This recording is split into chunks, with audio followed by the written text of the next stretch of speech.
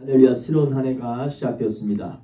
2023년 올 한 해 성부, 성자, 성령 삼위 하나님의 은혜가 충만한 한 해가 되시기를 소원합니다.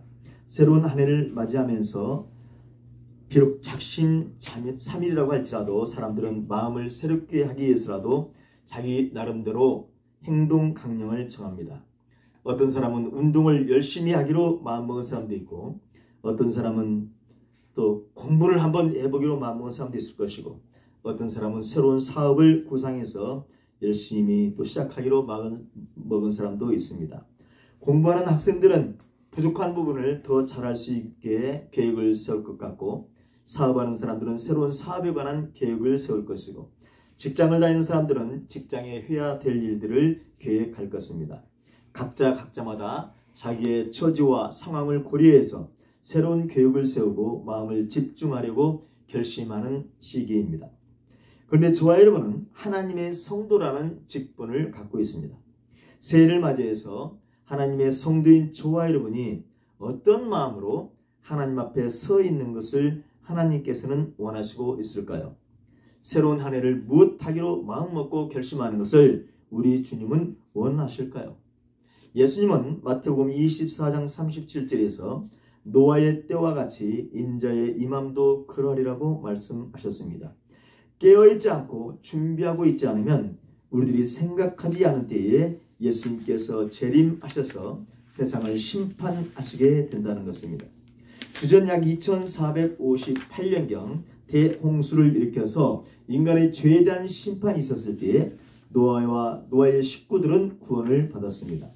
예수님의 재림이 노아의 때와 같다는 주님의 말씀은 노아처럼 준비하면 예수님께서 재림하실 때 구원받을 것이고, 노아처럼 준비하지 못하면 노아 시대의 홍수에 휩쓸려 죽은 사람들처럼 될 수도 있다는 말씀처럼 들리지 않으십니까? 그렇다면 노아는 어떤 신앙생활을 했기에 홍수의 심판에서 구원받을 수 있었을까? 오늘 보면 9절 말씀을 한번 합독 하겠습니다. 9절 말씀. 이것이 노아의 족본이라. 노아는 의인요 당대의 완전한 자라. 그는 하나님과 동행하였으며. 아멘. 아담과 이브의 불순종으로 말미암아 죄가 세상에 들어왔고, 세상 속으로 들어온 죄를 일으키는 장본인 그 사탄은 인간들을 장악해서 더욱더 하나님이 기뻐하시지 않는 행동들을 하게 했습니다. 그 결과 사람의 죄악이 세상에 가득해지고 사람들의 마음으로 생각하는 모든 계획이 항상 악할 뿐인 것임을 다 알고 보고 계신 하나님은 땅 위에 사람 지으셨음을 한탄하십니다. 그래서 하나님께서 창조한 사람을 지면에서 쓸어버릴 것을 결심하시죠. 그런데 그 와중에서도 하나님은 노아를 선택하셨고, 노아는 하나님께 은혜를 입었습니다. 하나님께서는 노아를 통해서 새로운 인간의 족보, 다른 말로 인간의 계보를 이어가기로 결심하셨습니다. 모든 사람이 하나님이 원하시지 않는 삶을 살고 있었지만 노아만은 하나님이 원하시는 모습으로 하나님이 기뻐하시는 삶을 살고 있었습니다. 노아는 한 사람의 아내를 맞아 세 아들을 낳고 견실한 가정을 이루며 하나님을 섬기고 있었습니다. 온 땅에 있는 아담들이, 온 땅에 있는 사람들이 하나님 앞에 부패하여 포악함이 땅에 가득했으며 모든 사람들의 행위가 부패해 있을 때 노아는 그렇지 않았습니다. 노아는 의인이었다고 말합니다. 노아는 하나님이 보시기에 의인이라고 인정할 만한 사람이었다는 거겠죠. 여기서 의인으로 번역된 말 히브리어 차디크, 의로운이라는 말은 절대적인 의로움을 말하는 단어가 아닙니다. 이 차디크는 상대적인 의로움이라는 뜻입니다. 노아는 아담의 죄로 말미암아 죄인이었지만 다른 사람들과 비교했을 때 상대적으로 의로움을 갖고 있었다는 말입니다. 아담이 선악과를 먹어 범죄한 이후 모든 인간은 절대적인 의미에서는 로마서 3장 10절 말씀처럼 의인은 없나니 하나도 없었습니다. 모두 다 죄인이었습니다. 죄인일 수밖에 없는 노아임에도 불구하고 하나님께서 그를 의인이라고 말씀하신 것은 그만큼 다른 사람들의 죄는 포악했지만 노아만은 상대적으로 의로웠다는 의미입니다. 모든 사람들의 죄악이 차고 넘치는 그 상황 가운데서도 노아는 나름대로 공정함과 의로움을 지키려고 노력했을 겁니다. 도대체 의로움이라고는 찾아볼 수 없는 그 악한 세상에서 완전하지 못한 노아가 의인이라고 불릴 수 있었던 이유는 무엇이었을까요? 절대적인 100%의 의, 100%의 옳음 자체이신 하나님께서 노아에게 은혜를 주셨기 때문에 이것이 가능했습니다. 하나님께서 은혜를 주지 않으면 그 누구도 의인이 될 수 없는 일입니다. 그래서 본문 앞절인 8절에는 그러나 노아는 여호와께 은혜를 입었더라고 기록하고 있습니다. 하나님은 노아에게 은혜를 주셔서 믿음을 갖게 하셨습니다. 그래서 의인이라고 번역된 이 차디크는 하나님의 말씀, 하나님의 법도를, 하나님의 율법을 순종하는 것이라는 의미로 사용되어집니다. 창세기 15장 6절에 아브라함이 여호와를 믿으니 여호와께서 이를 그의 의로 여기셨다고 했습니다. 하나님의 말씀을 순종하는 믿음이 있는 사람을 하나님은 의로운 사람, 의인이라고 인정하시는 겁니다. 이 세상의 다른 모든 아담들이, 다른 모든 사람들이 자기 마음대로 자기가 하고 싶은 대로 죄를 지으며 살았지만 노아만큼은 하나님의 말씀에 순종하라는 열정이 있었고 하나님께서는 말씀대로 살려고 몸부림치는 노아의 그 모습, 그것을 믿음으로 보시고 그것을 의롭다고 인정하신 것입니다. 다른 모든 사람들이 하나님의 말씀과는 상관없이 살아가고 있을 때 노아만큼은 하나님의 말씀대로 살기 위해서 평생 최선의 노력을 다했습니다. 어느 한순간, 어느 하루, 어느 시간만 믿는 척한 것이 아니라 평생을 하나님의 의를 드러내는 삶을 살았다는 말입니다. 이런 모습을 하나님은 당대의 완전한 자였다라고 이렇게 표현하시고 있습니다. 노아는 당대의 완전한 자였습니다. 여기서 완전한이란 말, 히브리어의 타밈이란 말은 완수하다, 마치다 라는 동사에서 나온 말이고 이건 그래서 시작부터 끝까지, 처음부터 끝까지 전체가 그래서 온전한 이런 뉘앙스를 가지고 있습니다. 흠과 티가 전혀 없는 도덕적으로 완전한 사람이었다는 것이 아닙니다. 생애 전체를 통해서 온전하게 살려고 몸부림치는 그 모습을 보시고 하나님은 노아를 완전한 자라고 이렇게 말씀한 것입니다.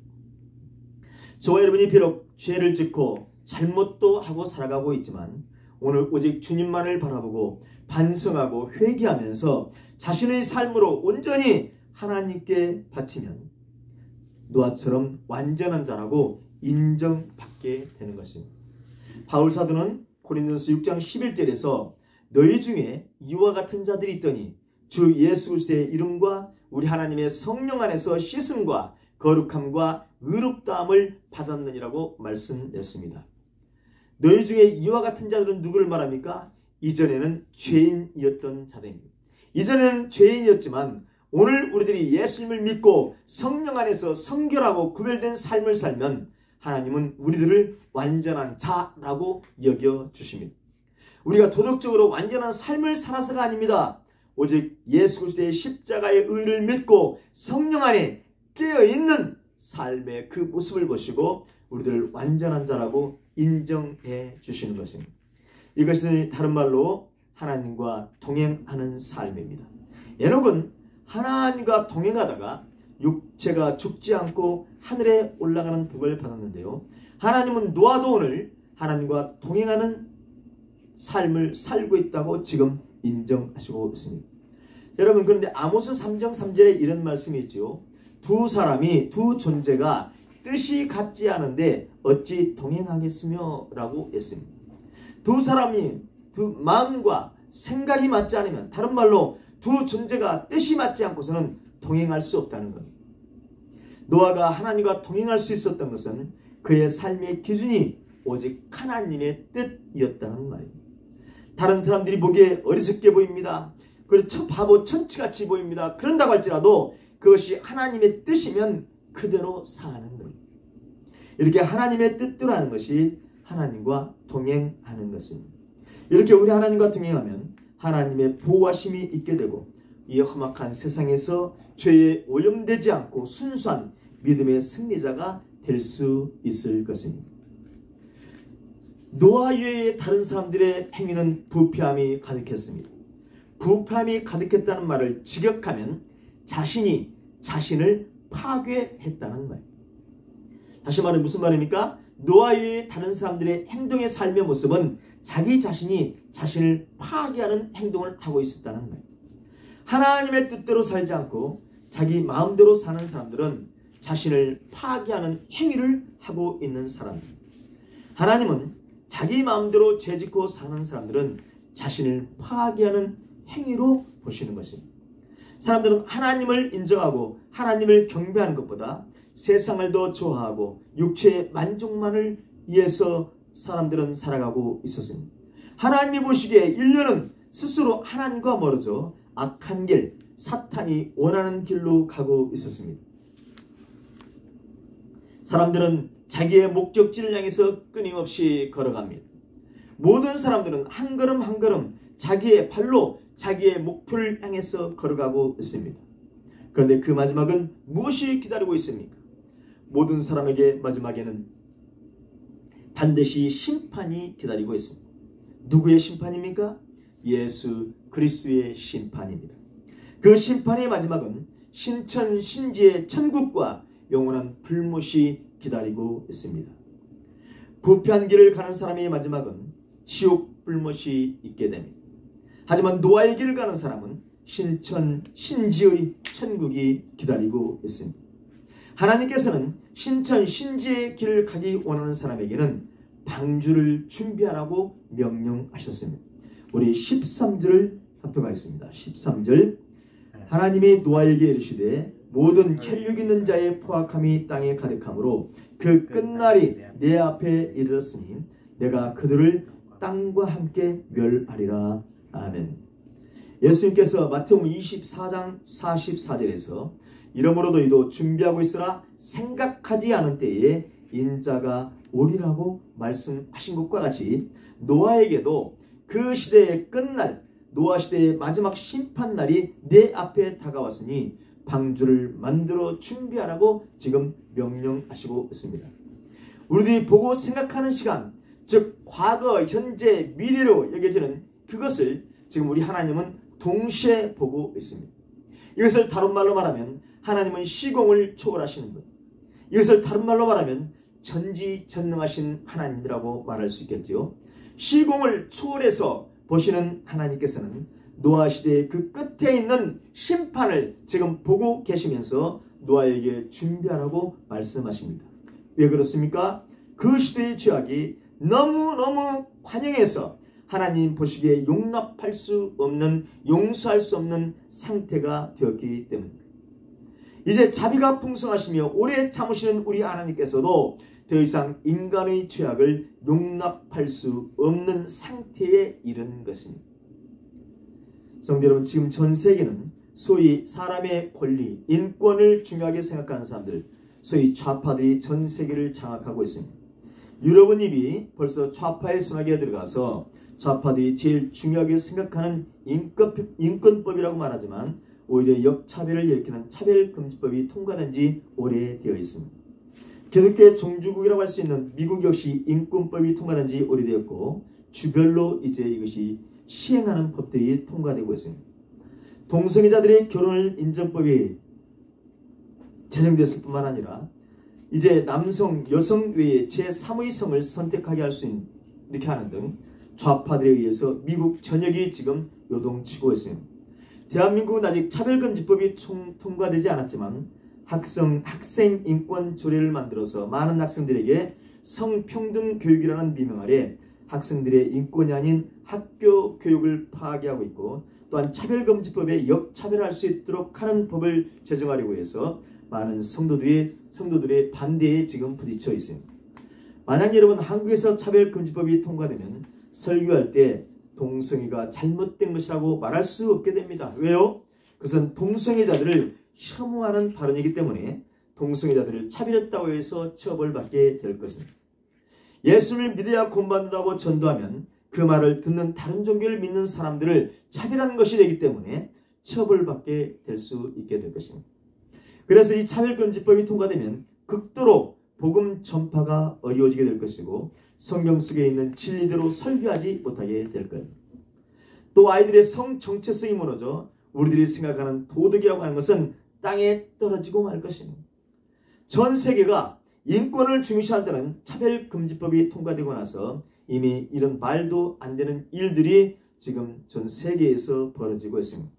얼마 전 미국의 한 수영대회에서 남자에서 여자로 성을 바꾼 트랜스젠더가 우승해가지고 사람들을 혼란에 빠지게 하고 있습니다. 이것이 소위 모든 사람의 인권, 사람의 권리가 중요하다고 여기는 좌파적 사고를 가진 사람들에 의해서 일어나고 있습니다. 하나님의 창조 질서를 무너뜨리는 일이 전 세계적으로 일어나고 있습니다. 하나님을 모르고 하나님을 믿지 않는 사람들도 하나님께서 인간에게 주신 그 양심 안에서 도덕적인 삶을 살던 사람들이 이제 완전히 인간 중심의 인권을 중요시하면서 선택하는 것이 바로 노아 시대에 혈육 있는 자의 포악함이 가득한 것처럼 되어가고 있는 모습입니다. 오늘 본문 13절 말씀에서 모든 혈육 있는 자의 포악함이 땅에 가득함으로 그 끝날이 내 앞에 이르렀다라는 말씀은 이 문장을 히브리어 본문을 지역하면 모든 육체의 한 끝이 내 얼굴에 이르렀다라고 번역할 수 있습니다. 모든 사람들의 행동의 끝, 육체의 한 끝, 모든 육체, 모든 사람들의 행동의 그 끝이 하나님의 그 보는 눈앞에 이르렀다는 것입니다. 이것은 무슨 의미일까? 이제 더 이상 심판하지 않을 수 없는 악한 상태의 모습에 이르렀다고 하는 의미입니다. 이제 하나님 보시기에 더 이상 눈뜨고 볼 수 없는 최악의 상태라는 것입니다. 노아 시대의 사람들의 삶은 더 이상 눈뜨고 볼 수 없을 정도로 해괴하고 더럽고 역겨운 짓들을 하고 있었습니다. 더 이상 사랑의 하나님께서도 보고만 있을 수 없는 그런 상태였기에 하나님은 그들을 멸하실 수밖에 없었습니다. 그래서 하나님은 내가 그들을 멸하리라 라고 선언하시고 있습니다. 내가 그들을 멸하리라. 그런데 여러분, 이 멸한다는 말은 파쇄해버린다, 파쇄해버린다, 파괴해버린다는 말입니다. 여러분, 이 파쇄해버린다는 말 누가 쓰냐면 토기장이들 있습니다. 토기장이. 토기장이들은 자기가 만든 토기가 마음에 들지 않을 때 마음에 들지 않는 그들을 어떻게 해버려? 다 파쇄, 부셔버립니다. 그것은 토기장의 마음에 달렸습니다. 사람을 만드신 하나님께서는 사람을 파쇄할 수 있는 권리, 멸하실 수 있는 권리가 있으신 분입니다. 그런데 여러분, 여기서 중요한 것을 한 가지 알아야 됩니다. 자기가 만든 그릇들을 마음에 들지 않을 때 파쇄해버린 그 토기장이가 그 다음에 아무런 일도 하지 않습니까? 아닙니다.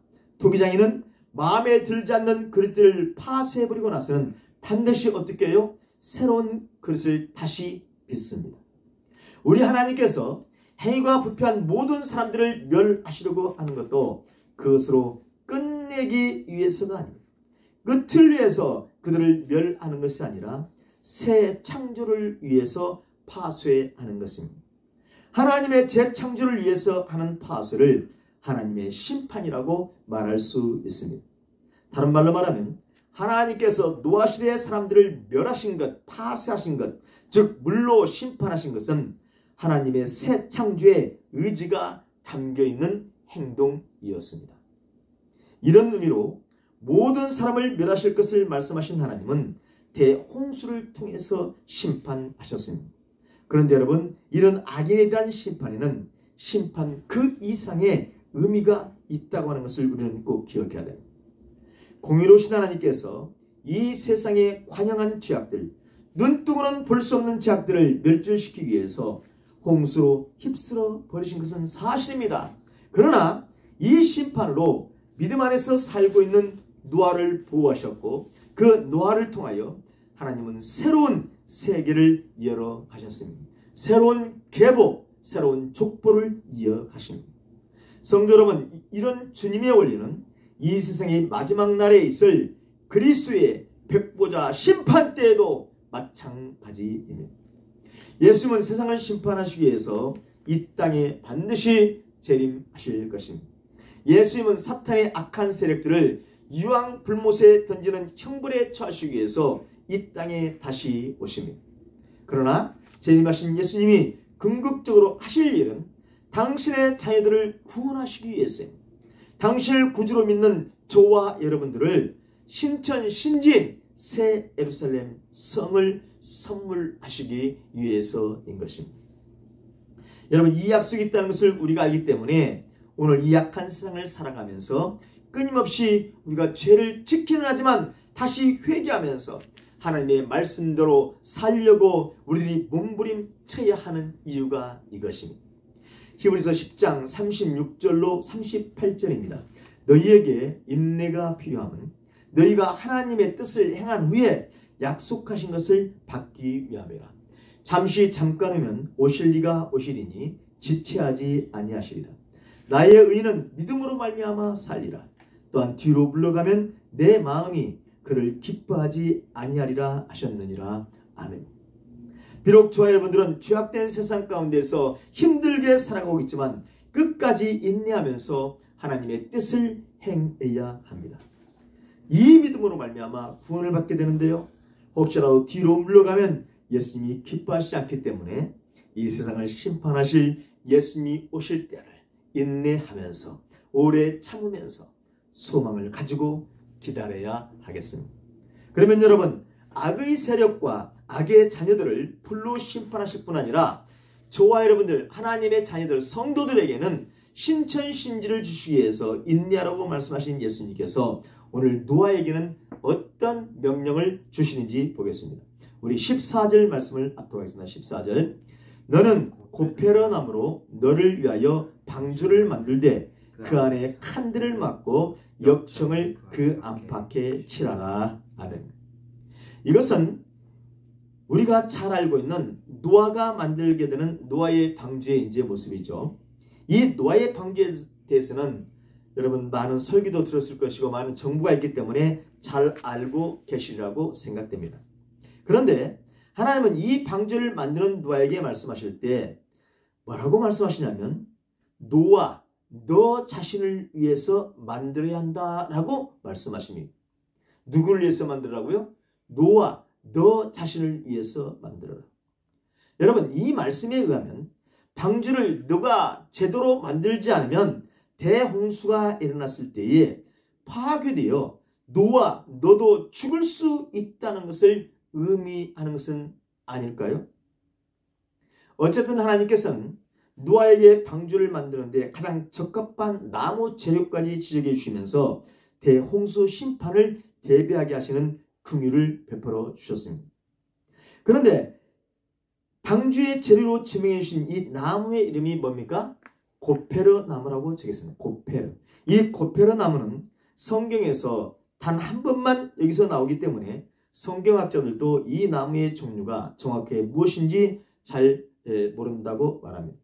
다만 이 고페르 나무는 방수 효과가 뛰어나서 근동 지역에서 배를 만들거나 이집트에서는 미이라의 관을 만드는 데 사용됐던 그런 참나무의 일종일 것이라고 그렇게 추정하고 있다고 합니다. 이렇게 이 고페르 나무로 방주를 만들었는데요. 이 방주란 말로 사용되어진 이 테바트는 잘 아시는 대로 출애굽기 2장 3절로 5절에서 갓난아기 모세를 나일강에 띄어보낼 때 태웠던 그 갈대 상자와 같은 단어입니다. 노아의 방주와 모세를 나일강에서 보호했던 이 갈대 상자가 같은 단어인데 이 방주나 이 갈대 상자는 안으로 물이 들어와서는 안 되겠죠. 왜 그렇습니까? 물이 침투하면 노아도 그렇고 아기 모세도 익사할 수밖에 없었기 때문일 것입니다.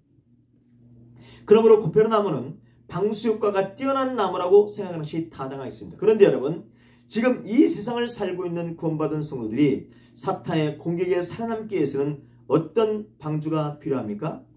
사탄의 공격이 침투하지 않는 방주, 사탄의 공격을 막아주는 방주겠죠. 죄악으로 점철된 이 오염된 물이 침투되지 않는 방주입니다. 물이 창이라는 바다에서 살아남기 위해서는 물이 들어오면 안 되기 때문입니다. 그런데 모두가 잘 아시는 대로 이 방주는 교회를 상징하고 있습니다. 저는 이 넓은 의미에서의 교회가 아닌 좁은 의미에서의 교회라고 할 수 있는 한 사람의 성도 한 사람을 방주로 생각하고 오늘 말씀을 준비했습니다. 오늘 본문에서 하나님은 방주를 만들 때 그 안에 칸들을 막고 역청을 그 안팎에 칠하라고 노아에게 명령하셨습니다. 역청을 방주의 안팎에 칠하라고 한 것은 물이 방주 안으로 침투하는 것을 막기 위해서입니다. 오늘날 역청은 석유나 석탄에서 나온 것으로 알고 있습니다. 오늘날 사용되지는 대부분의 역청은 석유나 석탄을 가열해 증류한 뒤 그 남은 찌꺼기인 아스팔트로부터 얻어지는 타르입니다. 그러나 이 타르만이 역청을 만드는 것은 아닙니다. 이 타르를 생산하기 전 인류 역사에서 배를 만들어 사용했던 사람들은 역청을 만들어서 사용했습니다. 석탄에서 역청을 발견하기 전 인간들은 송진이 다 빠진 소나무를 태워서 만든 숯을 다시 송전에 으깨어 사용했는데요. 소나무 줄기를 끌로 파서 뾰족한 가시 모양을 만들어 놓고 흘러나오는 송진을 채집합니다. 이제 그 송진이 나온 소나무들을 벼다가 천천히 태워서 숯을 만듭니다. 이 숯을 분말로 깨어 만들어서 이미 그 얻어진 송진에 으깨어서 이것을 혼합하면 배 방수 처리를 위한 역청이 됩니다. 타르가 됩니다. 여러분 아마도 이 노아 시대에도 이와 같은 방법으로 역청을 만들었을 거예요. 그런데요, 저는 그 바다 바로 옆에서 자랐기 때문에 어렸을 때 제 기억에 의하면 저희 집 앞에 있던 넓은 공터에서 어선을 만들었어요.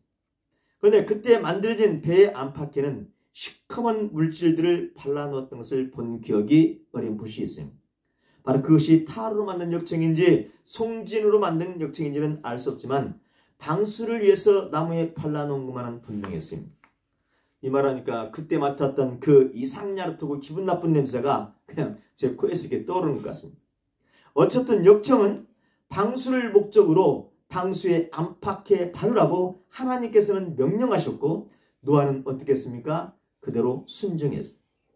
그런데 여러분 역청을 칠하라는 말씀에서 역청이라는 단어는 히브리 말로 코페르라는 단어이고 칠하라는 단어는 히브리 말로 카파르인데 카파르, 코페르 두 단어가 똑같은 말에서 나온 단어입니다.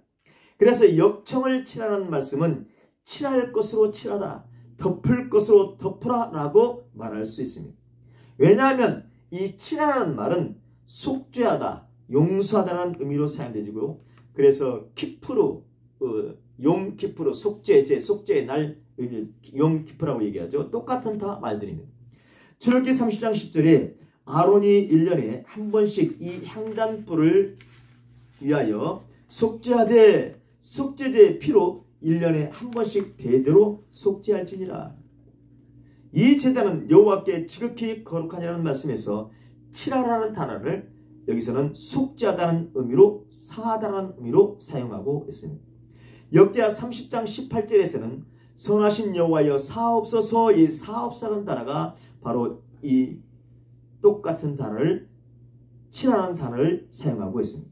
그래서 여러분 역청으로 번역된 이 단어의 명사인 코페르는 속량, 속전이라는 의미로 사용되는데 예루살렘 성전의 제사장이 희생제물의 피를 뿌리는 의식에서 사용되어졌습니다.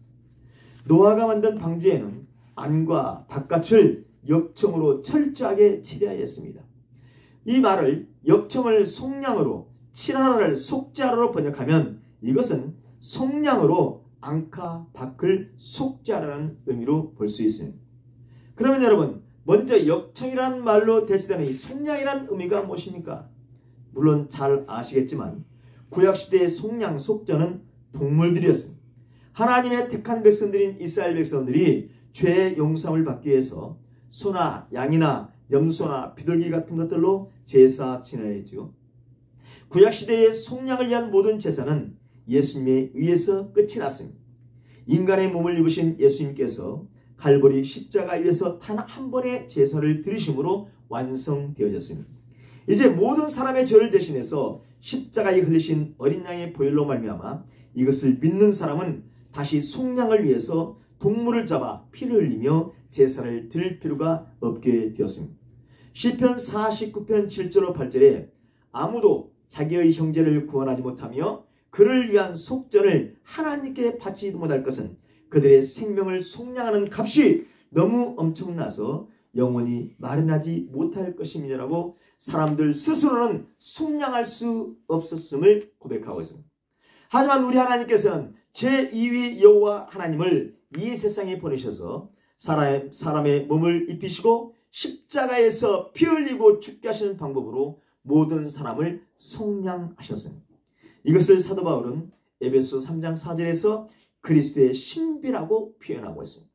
또 히브리서 1장 3절은 이는 하나님의 영광의 광채시오 그 본체의 형상이시라 그의 능력의 말씀으로 만물을 붙드시며 죄를 정결하게 하는 일을 하시고 높은 곳에 계신 지극히 크신 이의 우편에 앉으셨다라고 말씀하고 있습니다. 사람의 몸을 입으신 예수 그리스도께서 십자가를 감당하심으로 말미암아 하나님께서 택한 모든 사람들의 죄를 정결하게 하시는 일을 마치셨습니다. 이 일로 모든 사람을 속량하셨습니다. 하나님은 형식적으로 드려지는 제사, 형식적인 예물과 번제와 속죄제를 원하지도 기뻐하지도 않으셨어요. 이 하나님의 뜻을 잘 아시는 예수님은 하나님께서 진짜 원하시는 제사를 자기 몸으로 드리셨습니다. 히브리서 10장 12절로 14절에 이 뜻을 따라 이 하나님의 뜻을 따라 예수 그리스도의 몸을 단번에 들이심으로 말미암아 우리가 거룩함을 얻었노라. 제사장마다 매일 서서 섬기며 자주 같은 제사를 드리되 이 제사는 언제나 죄를 없게 하지 못하거니와 오직 그리스도는 죄를 위하여 한 영원한 제사를 드리시고 하나님 우편에 앉으사 그 위에 자기 원수들을 자기 발등상이 되게 하실 때까지 기다리시나니 그가 거룩하게 된 자들을 한 번의 제사로 영원히 온전하게 하셨느니라. 아멘. 예수님은 자신의 피로 하나님이 기뻐하시는 영원한 속죄 제사를 드리시고 그 한 번의 제사로 그가 거룩하게 한 사람들인 성도들을 영원히 온전하게 하셨습니다. 이것을 믿는 사람은 속량 받을 수 있게 하신 것입니다. 베드로 사도는 베드로전서 1장 18절로 19절에서 너희가 알거니와 너희 조상이 물려준 헛된 행실에서 대속함을 받은 것은 은이나 금같이 없어질 것으로 된 것이 아니라 오직 흠없고 흠없는 어린 양 같은 그리스도의 보배로운 피로 된 것이라고 확실하게 말씀하시고 있습니다. 성도 여러분, 방주의 안과 밖에 치리할 역청이 무엇입니까? 저와 여러분이 흘리신 흠없고 첨없는 그리스도의 보배로운 피입니다. 그리스도의 보배로운 피.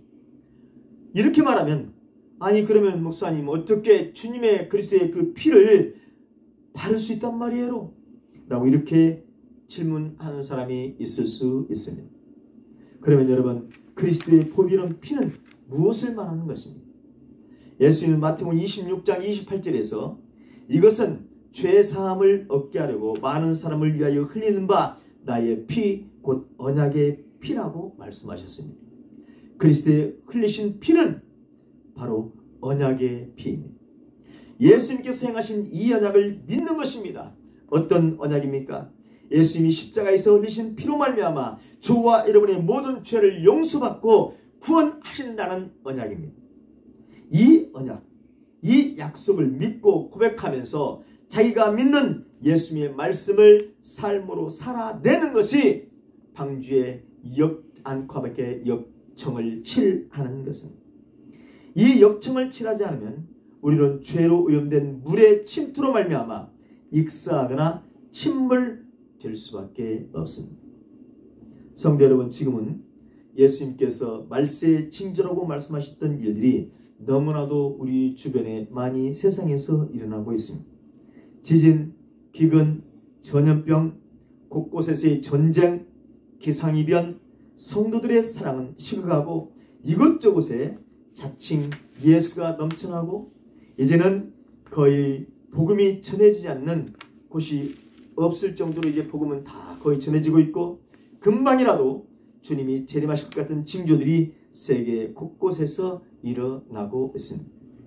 여러분, 이 마지막 때에 저와 여러분에게는 예수님의 언약, 예수님의 약속이 있습니다. 바울 사도는 고린도서 1장 20절에서 하나님의 약속은 얼마든지 그리스도 안에서 예가 되니 아멘이 되니 그런즉 그로 말미암아 우리가 아멘하여 하나님께 영광을 돌리게 된다고 말씀하셨습니다. 여러분, 노아의 때와 같이 예수님의 재림이 가까워지면 가까워질수록 우리는 노아가 준비한 것처럼 우리의 방주 안을 역청으로 치려야 합니다. 우리 자신을 그리스도의 보혈과 믿음의 삶의 모습으로 채워야 하는 것입니다.